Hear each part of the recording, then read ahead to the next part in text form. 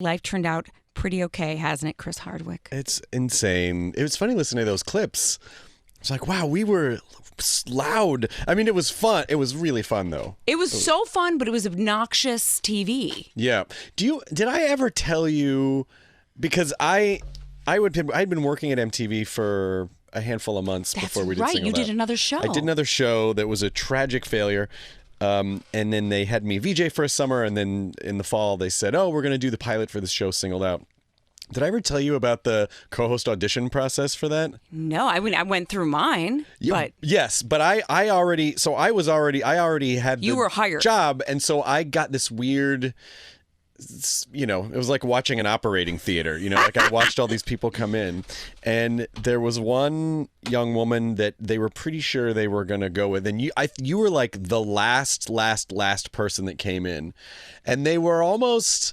I say this because it all worked out. They were almost dismissive because of your playmate-hood. They were like, well, I don't know. She's a playmate. That might be weird. And so you came in and just like a lightning shock mane of hair and like acid wash jeans, and you crushed, and then you left, and they were like, they honestly just didn't expect it. They wouldn't let me in the audition, right? No. Yeah, my manager said I saw it on his fax machine, and I said, what is that? And I saw the MTV logo, and he goes, they're looking for a game show host. You don't want to be a game show host. I said, why wouldn't I want to be? This is MTV. People get to see who I am. So I said, let me go to it. He called, and they said, we won't hire Playmate. MTV will never hire Playmate. Yeah. So then there was an open casting call. I got in line for that. Did you? I didn't know that. Yeah. I made it through the first one. I didn't want to give him my headshot because it said Miss October. So I thought I'd stand out, and I drew a picture of Lucy, like from Charlie Brown. Yep. And literally signed my name, and then got a call back. And they called me back so many times, Chris, because they thought my clothes were going to accidentally fall off. That's I had no idea that you went through that, because there was a very different time then, because now anyone can be everything, Anything. But at the time, people were very binary. They were either this or they were that. Right. And they didn't the idea, and I hope this doesn't sound disrespectful in any way, but the idea that a playmate could actually be self-aware and have a sense of humor and make fart jokes, it was just unheard of at the time, because no one had ever been allowed to do it. No one had ever been allowed to do that. Everyone was really shoved in the whatever box they were in. Exactly. In their lanes. In their lane, yeah. And you came in and completely defied their expectations, and you defied and really changed the way I think people see, people see people. It's like, oh wow, this person that I thought was this is actually really funny and not afraid to make fun of herself and very self-aware, and So, and let me just compliment you. You were so smart, always so smart. Way smarter than the audience watching. I was so not comfortable on that show for so long, because I never had I was a very nerdy kid, and I didn't socialize well with other kids, because I just didn't like a lot of the shit that they were into. Yeah. And I mean, I liked, at the time, in the sort of proto-nerd era of the 80s, like I liked computers and all these things before everybody else. But now everyone's like, fucking computer in my pocket. But at the time, and so I was around scores of people around my age that I wouldn't have hung out with in college, because I wouldn't have, and I wanted to be liked and I wanted to be accepted. I had all the nerd fantasies. But that's when I realized, after that first season, I was like, I'm shouting into the mic. I'm trying to shout over 100 people. Right. And I realized, if I just get really quiet, I can just take shots at people like a dickhead would, and no one in the audience can hear me, but people at home will hear. And so that ultimately informed like how I approached that show. But it was, that when people go, "Oh, I watched Singled Out," I'm sorry to bring that up. I go, that show was so much fun. It was so much fun. I had a blast. It was a daily show. It was a grind. We shot 4 shows a day. Yes. People wanted to know what it was like backstage. I know the questions that I usually get is, "I love you on remote control." I've got that too. So thank you. I appreciate that. They again, did we ever have sex? Always. And still. And we had such a great brother and sister relationship. That's exactly what I said too. I said, I don't, because they always said, I used to have a bit about it in my act actually years ago, because people go, hey, did you have sex? And I go, no. And they go, I would have been all over that. And I was like, I bet you wouldn't have. Because just because you work with someone doesn't mean that, And I was dating a very old man at the time. Yeah, I remember that Ray, your manager. Yeah. And, but I will say that I say with all sincerity that there was that chemistry really was very brother and sister, and we started this very strange journey together, which I don't think no one I had come off a failed show, so all my dreams had been dashed. So I thought, well, no one's going to give a shit about this. And then all of a sudden, in retrospect, I knew that something was up, because we were making almost $0 in the beginning. $300 a day. Yeah, it was something like that. Yeah. And I remember after the first season, MTV just gave me a $15,000 bonus. Wow. Which sounds crazy, and I realized it was a tactic at the time, because they knew that if I had better agents, they would have immediately renegotiated that deal, because it was a hit show. So they gave me to them almost no money. And I was like, oh my gosh, $15,000, If it makes you feel better, I got $500 an episode at my highest. I don't think it wasn't until the end that I got several $100. I mean, it was whatever. You didn't take those jobs. It was basically like it was like working in the mailroom of the entertainment industry. Absolutely. You take the job to get in, and then of course you went on to do so many other things. It was one of those things, and you hear these stories all the times where people say, like, you know what, I gave up. This was my last attempt at trying anything, and it really was. Single Out was it. I was done.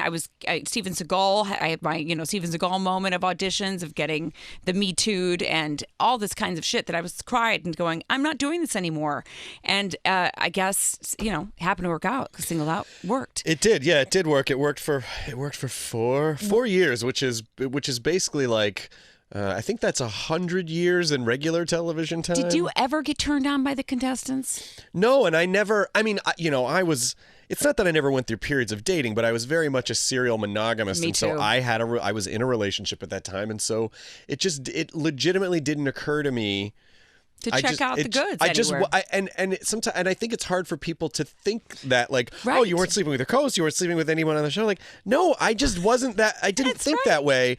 And it was, maybe it was a pruder time. You know what? We had the same mentality, though. I was a serial monogamist. Neither of us looked, which is kind of weird. You think one of us would be boning in the back room, but we haven't. Have you heard about the reboots that they try to do? I heard about it. I saw it. No. And because my friend Ryan hosted it.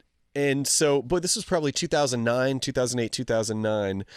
And I saw it, and I would have thought, like, well, how can that show not work? We proved, we did 300, well, you did two something, and I did the last season and a half, so it was like 325. There's no way that wouldn't work.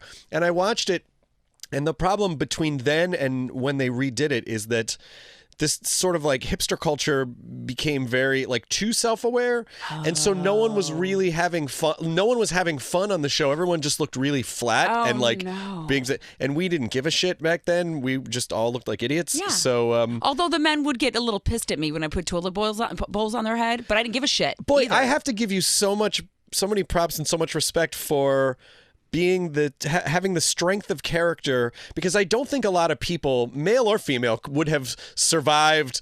So there was a thing on the show called the Don't Touch Jenny rule, and the reason that it developed, we had the stage manager named Joey Mead, and Joey used to threaten to beat the shit out of people because, so the show would start off and there was a woman picking from 50 guys, and you would be in the middle of this dating pool of guys. And, what may not be surprising is that when men get together in large groups, they become garbage. That's right. And so there was a lot of like dudes were grabbing you and making inappropriate comments. And also because you were a playmate, there was a lot of objectification and they felt very entitled to, I mean, it's like, whatever you think about like entitled dudes now, I think it was so like if you were to have video of what was happening to you at the time, if I had a GoPro camera on me, blatant sexual harassment. And so Jenny, for the audience, Jenny started fucking punching dudes back and shoving dudes and like, get the fuck, like you really like the Chicago case. I don't know what it was, but they ultimately, then it became like a badge of honor for you to punch a dude. Yes. But I waited for that red light to go on. I have to commend you because I honestly, in that situation, don't think I would have had the strength. I would have been like, I gotta go home. I don't feel, and you didn't, and you stuck it out, and that strength of character sort of became one of your defining qualities on the show, was that no one could push you around. And so it's funny to me to hear that, you know, that you might have had those moments like off the show of just feeling weird or insecure about it or strange or like, but because verbally abused. Yes, of course, it was terrible. But you navigated it beautifully. Thank you. It was not an easy thing to do. I mean, first of all, I think we both did a great job, and I think that it's a shame that the show can't continue in some way or another. Right. Or can it? Wait a minute. You know what I've been saying to like network people, because they always talk about Singled Out, and I go, why isn't there a one-off comedy special that's divorced Singled Out? I think it's like a comedy special or one-off. I think it would be fucking huge. Divorced Singled Out. We both work on different networks now, but I think in the future, if we think about it, it would I don't have to think about it. It's a great idea. Someone should do it. Everyone's divorced that we know of. I mean, how many people? It's all the people who are on Singled Out when they were in college who are now in their mid-40s. Yeah. Who are going... divorced and single. Yeah, but the categories would be like, I like a guy with bowel control. Let's get rid of the shorts shitters. Like, I don't know if That's the true. categories are going to change. I mean, some categories would stay the same with like man shaving and shit like that. But I always say when people say, "Oh my God, that was like the greatest show," they go, it's too, like, I wish I could see that somewhere. And I go, it's probably better that you just remember it. It's like things get better. It's true. Like if if we were to watch it now, we'd be like, what the fuck? You know, like, I just don't know if it would. Especially myself. I'm like, really, Jenny? You could have pulled back a little No. bit. But it worked so well because you did the sketch show and then the sitcom and stuff. And you know, actually, I don't know if I told you this either, or maybe I did at the time, but I felt too guilty to ever look at any of your magazine spreads because I knew you, and I just felt like, that's not. And we were in the makeup room one day, and you had a magazine that. And you were reading, it was your spread, one of your photo shoots was in it.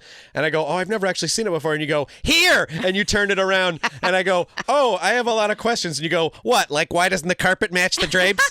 And I was a very sheltered, nerdy kid. And so I was like, I'm so sorry. I go, hey, yes, of course. Like, Do you also remember me clogging the toilet on the first day? Yes, I remember you clogging the toilet, leaning your head out the door. And you kind of, like, your tongue was up and you're like, excuse me, can I get a plunger? And then on the intercom I hear, we need a plunger sent to Jenny's dressing room. Well, do you remember for people listening, like, oh my God, you guys, can you catch up not on the air?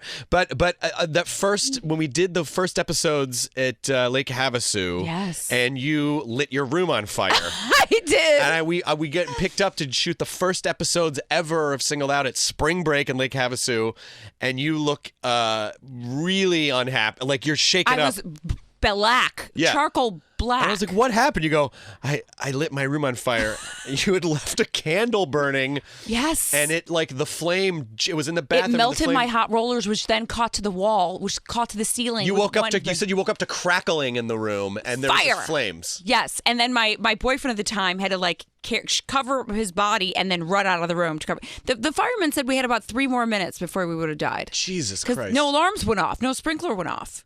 But here I am. I have to good old Lake Havasu. Right. I want to move on because your story is, I mean, we both have gone through some amazing. God, that's so crazy because I want to ask you so many questions. Can I just ask you one question before you? What is happening? What's going on in your head as this weird journey is happening? As, you know, was Ray coming up with these crazy ideas? Because it all worked. Were you part of that process? Are you grasping? Because it went from, hey, I don't know if we should hire this girl, to a few months later, you're like on the cover of Rolling Stone. It was pretty quick. And how does that fuck with your head? And how did that affect? You know what? It was, I mean, from the aspect of when it first started, I remember when they first said they want you on the cover of Rolling Stone. I go, why would I be on a rocker? Like, I didn't even know. I mean, I just worked at a Polish grocery store right. just a few months ago. So it all happened really fast, but it got so fast to the point where there was one point where I wanted to drive my car into a pole to make it stop, and I wished it all away. I cried and wished it all away because it was too much for me. I wanted this, like, just normal, not to be so recognizable, so just there was a page on Entertainment Weekly that said Jenny Meter, and it said where I was every week, and it was an overexposed thing, and I really wanted it to go away, which is really why I dated that old man, so I can stay home and watch Wheel of Fortune with him. It was no one at that time, no younger person at the time would watch Wheel of Fortune. I mean, think about it, Chris, because I didn't want to party. Most people would go out and be like, I'm a star. I hid. I didn't want to do anything. I wanted it to kind of go away. So that's how it kind of fucked with my head. It's really interesting.